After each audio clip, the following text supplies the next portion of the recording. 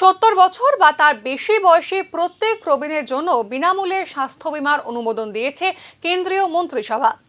জাতীয় বীমা প্রকল্প আয়ুষ্মান ভারতের অধীনে অনুমোদন দেওয়া হয়েছে এই স্বাস্থ্য বীমার। 70 বছর বা তার বেশি বয়সী প্রত্যেক প্রবীণের জন্য বিনামূল্যে স্বাস্থ্য বীমার অনুমোদন দিয়েছে কেন্দ্রীয় সরকার। জাতীয় বীমা প্রকল্প আয়ুষ্মান ভারতের অধীনে অনুমোদন দেওয়া হয়েছে এই স্বাস্থ্য বীমা। প্রধানমন্ত্রী নরেন্দ্র মোদীর সভাপতিত্বে আয়োজিত বৈঠকে এই সিদ্ধান্তের অনুমোদন দিল কেন্দ্রীয় মন্ত্রিসভা। আয়ুষ্মান ভারত প্রধানমন্ত্রী জন আরোগ্য যোজনা অর্থাৎ ABPM জয় যোজনার অন্তর্গত এই সিদ্ধান্তে 6 কোটি প্রবীণ নাগরিক সহ 4.5 কোটি পরিবার উপকৃত হবে বলে জানিয়েছে কেন্দ্রীয় মন্ত্রিসভা। এই অনুমোদনের সাথে 70 বছর বা তার বেশি বয়সের সমস্ত প্রবীণ নাগরিকরা তাদের আর্থসামাজিক অবস্থা নির্বিশেষে ABPM জয়ের সুবিধাগুলি পাওয়ার যোগ্য হবেন।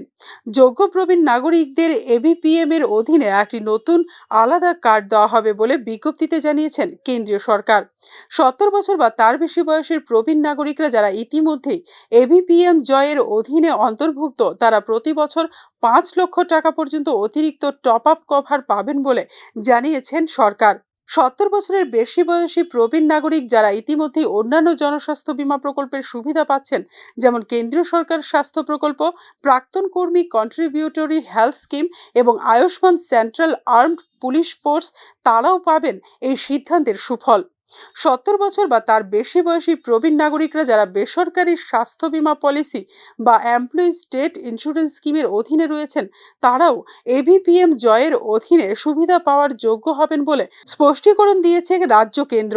ABPM জয় হলো বিশ্বের সর্ববৃহৎ publicly funded health assurance scheme, যা 12.34 কোটি পরিবারের 55 কোটি সদস্যকে হাসপাতালে ভর্তির জন্য পরিবার প্রতি 5 লক্ষ টাকার স্বাস্থ্য বীমা পলিসি প্রদান করে বলে বিবৃতিতে দাবি করেছে কেন্দ্রীয় সরকার।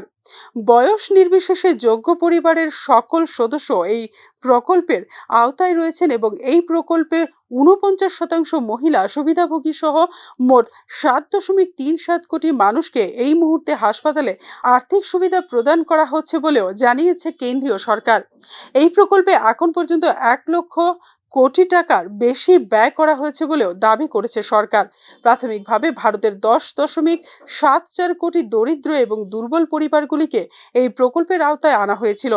পরবর্তীতে 2022 সালের জানুয়ারিতে ABPM জয়ের অধীনে সুবিধাভোগীর সংখ্যা 10.74 কোটি থেকে বাড়িয়ে 12 কোটি পরিবারে উন্নীত করা হয়। বিনামূল্যে স্বাস্থ্যসেবা প্রকল্প তৃণমূল পর্যায়ে নিয়ে যাওয়ার জন্য সারা দেশে কর্মরত রয়েছেন 37 লক্ষ আশা এবং অঙ্গনারী কর্মী, এমনটাই জানিয়েছে সরকার। ব্যুরো রিপোর্ট, নিউজ নাও।